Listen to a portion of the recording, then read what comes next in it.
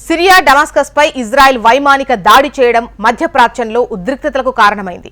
సిరియాలోని Iran ఎంబసీపై Israel జరిపిన దాడిలో Iran revolutionary guards Khud force కి చెందిన టాప్ కమాండర్ మరో 6 కీలక అధికారులు మరణించడం ఇరాన్ కోపానికి కారణమైంది.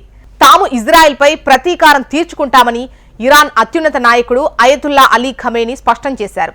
ఇరాన్ ఎప్పుడైనా ఇజ్రాయెల్ పై దాడికి తెగబడుతుంది అనే వార్తలు వినిపిస్తున్నాయి.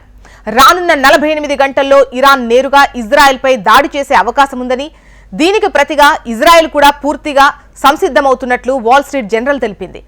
ఇరాన్ ఇప్పటికే ఇజ్రాయెల్ పై దాడి చేస్తే ఫలితాలు ఎలా ఉంటాయనే దానిపై చర్చిస్తున్నట్టు తెలుస్తోంది. దాడికి సంబంధించిన ప్రణాళికను supreme leader Ayatollah Ali Khamenei ముందుంచామని ఆయన సలహాదారుడు చెప్పారు. ఇదిలా ఉంటే సిరియాపై దాడికి ఇప్పటి వరకు ఇజ్రాయెల్ బాధ్యత వహించలేదు.